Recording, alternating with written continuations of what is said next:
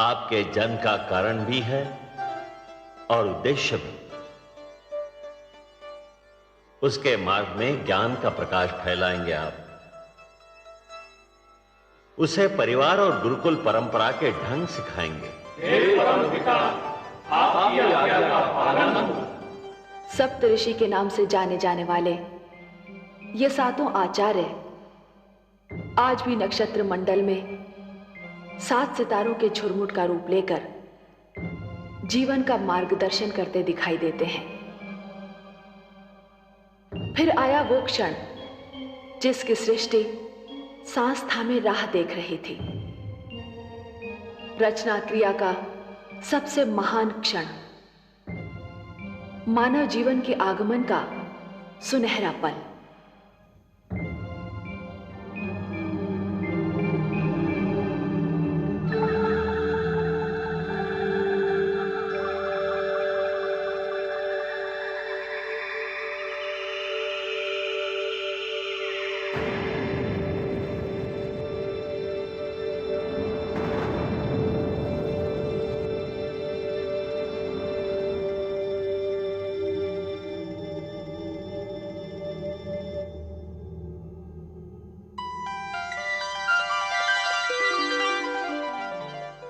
प्रणाम प्रभु।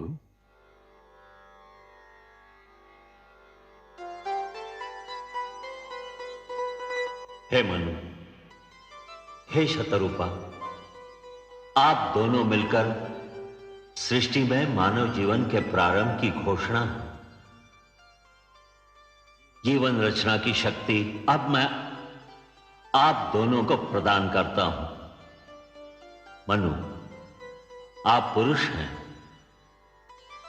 शतरूपा आप स्त्री।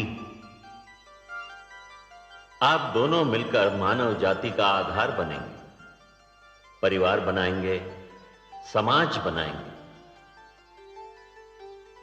आप दोनों शरीर तो दो हैं, पर प्राण एक होंगे, एक दूसरे का साथ देंगे, एक दूसरे के सुख दुख बांटेंगे।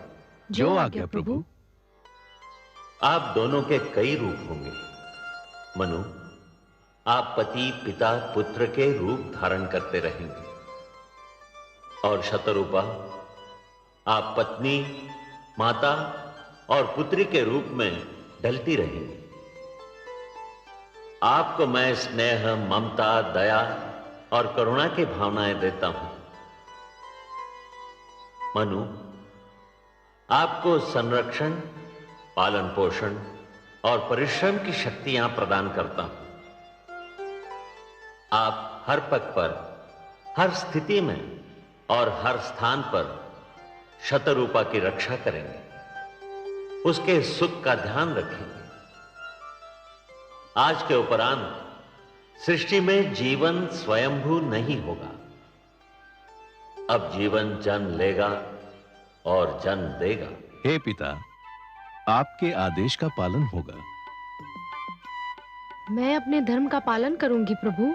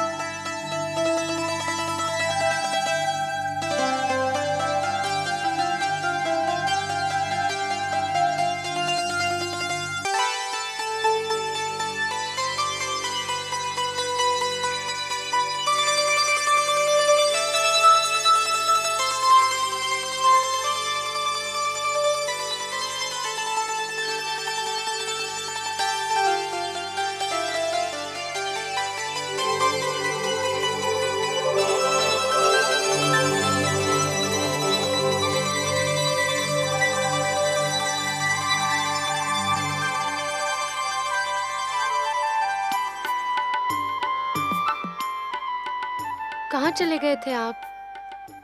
आपको पास ना पाकर मैं कितनी घबरा गई थी। क्यों चले गए थे मुझसे दूर?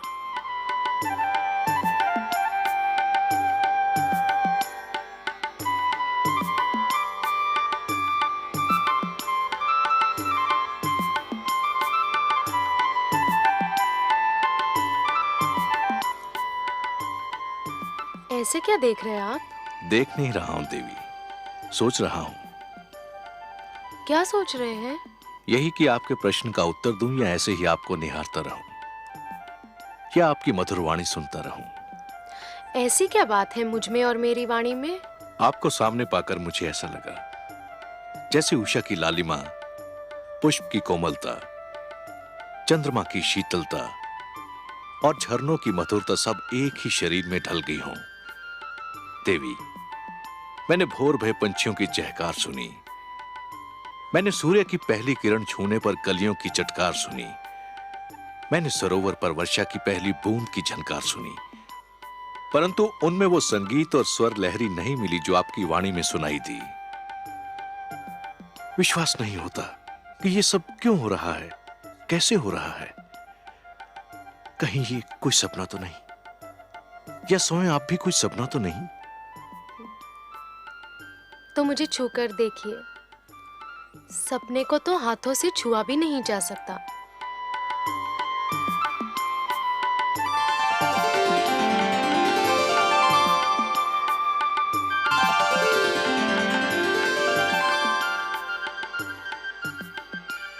अब पता चला कि मैं सपना हूं या सत्य? आप सत्य हैं देवी, सृष्टि का सबसे सुंदर सत्य। ब्रह्मा ने मुझे आपके विषय में बहुत सारी बातें बताई थीं, परंतु एक बात नहीं बताई थी जो मैंने अब जान ली है। कौन सी बात? यही कि आप मेरी संगिनी नहीं, मेरी आवश्यकता भी हो। आपने अधूरी बात जानी स्वामी। क्यों? पूरी बात यह है कि हम दोनों एक दूसरे की आवश्यकता है।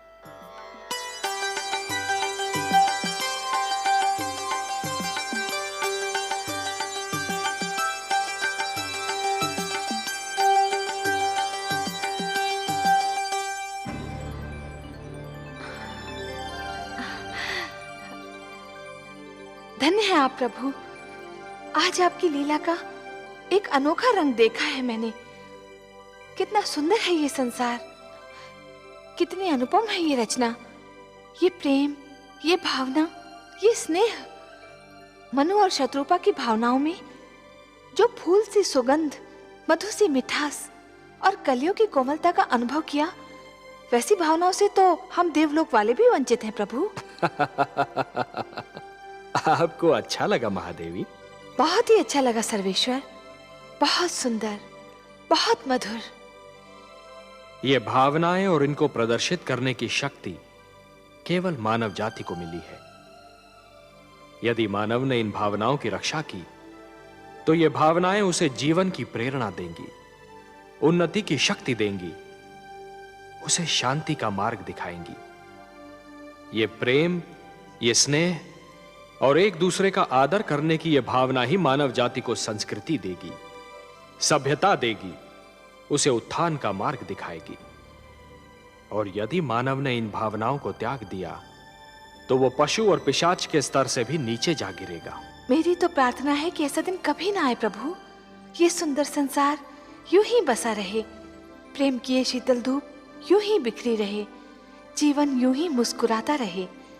मुझे तो इस धरती और इस जीवन से स्नेह हो गया है प्रभु।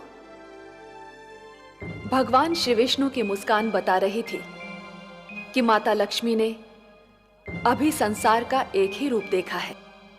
शक्ति अभिमान में, बल अत्याचार में और प्रेम व्यभिचार में बदलने लगा। हिंसा भड़क उठे, युद्ध होने लगे। मेरे आंगन में रक्त की बाढ़ आ गई।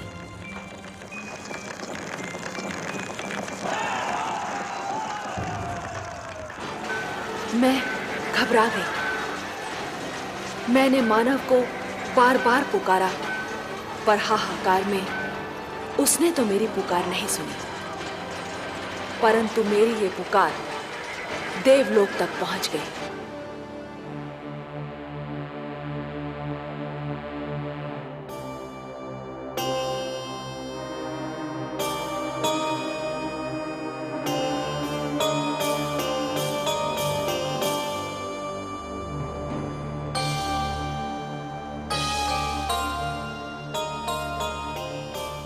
क्या बात है महादेवी?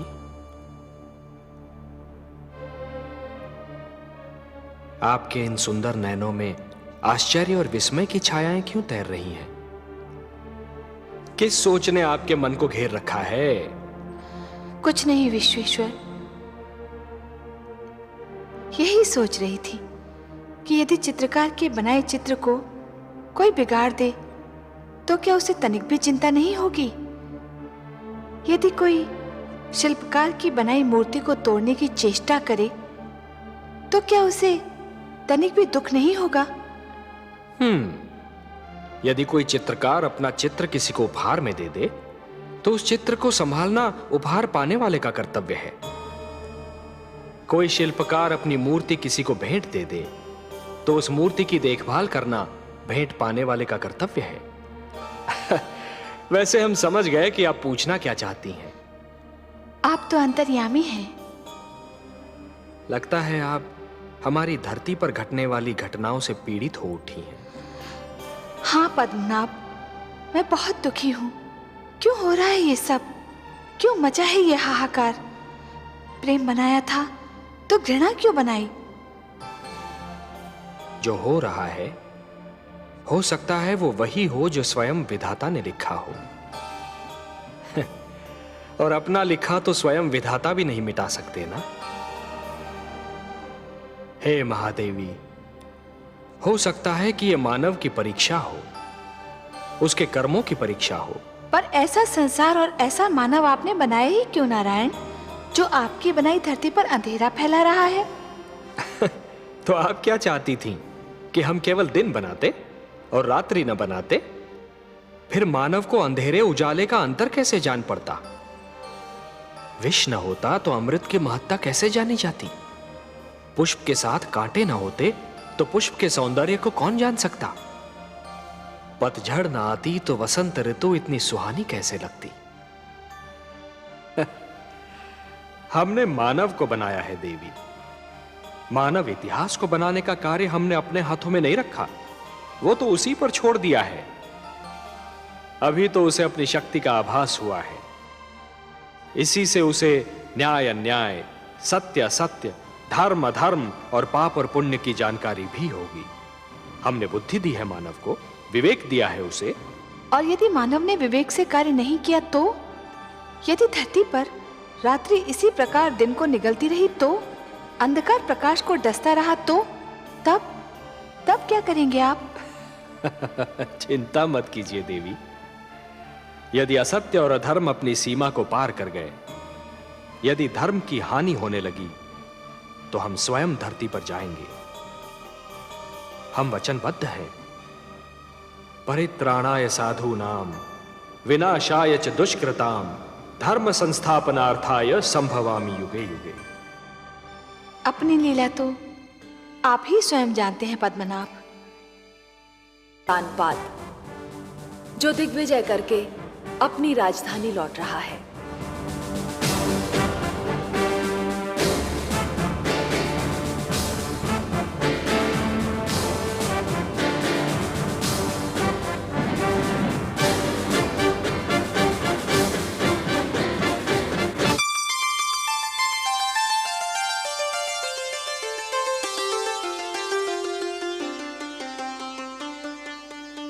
महारानी सुनीति की जय हो। महाराज उत्तानपाद दिग्विजय से लौटकर आ गए हैं। महारानी चलकर उनका स्वागत नहीं करेंगी?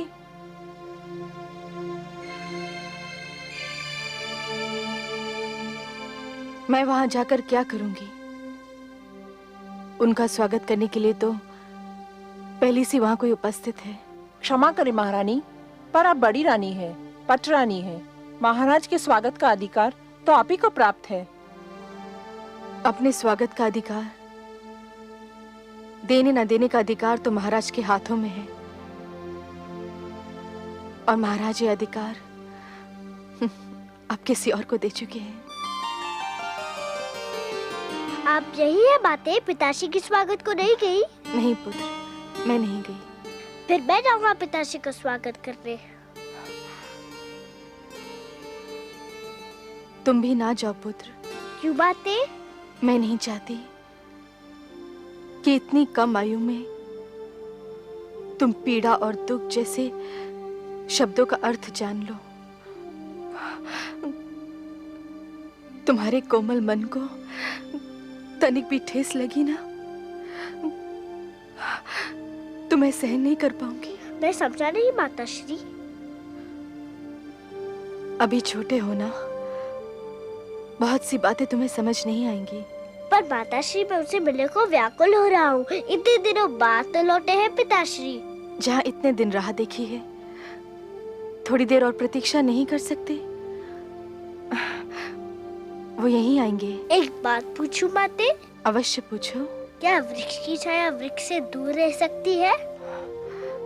कदापि नहीं। तो फिर पुत्र अपने पिता से कैसे दूर रह सकता है? पिता के प्रेम पर पुत्र का जन्मसिद्ध अधिकार है।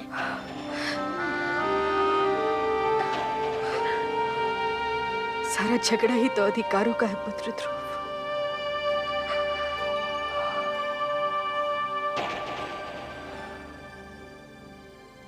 अधिकारों का है।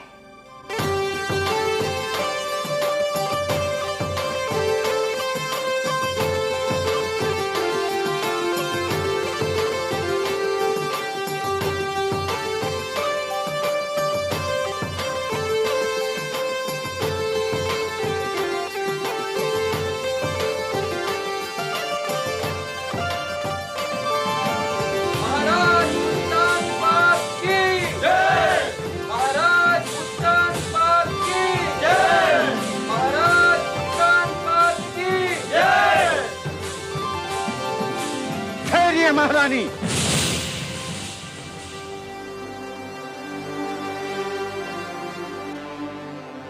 ये उचित नहीं है। क्या उचित नहीं है?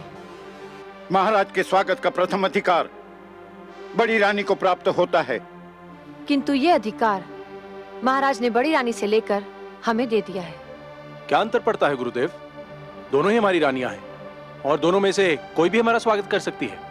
राजा प्रजा का आदर्श होता है महाराज। राजा जो कार्य करता है, प्रजा उसी का अनुकरण करती है। राजा मार्गदर्शक होता है, समाज उसके पीछे चलता है। उचित अनुचित की परिभाषा भी राजा ही बनाता है। यथा राजा तथा प्रजा। आज जो कार्य हो रहा है, उससे समाज के बड़ों के आदर की परंपरा संकट में आ सकती है। और जब छोटे बड़ों का सम्मान करना छोड़ देंगे तो समाज में उथल पुथल मच जाएगी। और जब समाज में उथल पुथल हो तो राज्य की स्थिरता डगमगा जाती है। यदि महाराज परंपराओं को तोड़ना चाहते हैं तो आपको क्या आपत्ति है गुरुदेव? परंपराएं हमारे आदरणीय पूर्वजों ने बनाई हैं। उन्हें तोड़ने का किसी को अधिकार नहीं है। तो फिर महाराज का क्या निर्णय है?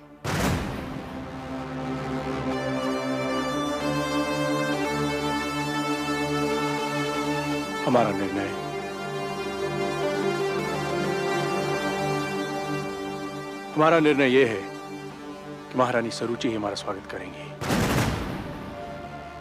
यदि आपका यह निर्णय है तो फिर किसी का भी उपदेश मुझे रोक नहीं सकता। पति का आदेश मानना ही पत्नी का धर्म है और ये धर्म मैं निभाकर ही रहूंगी।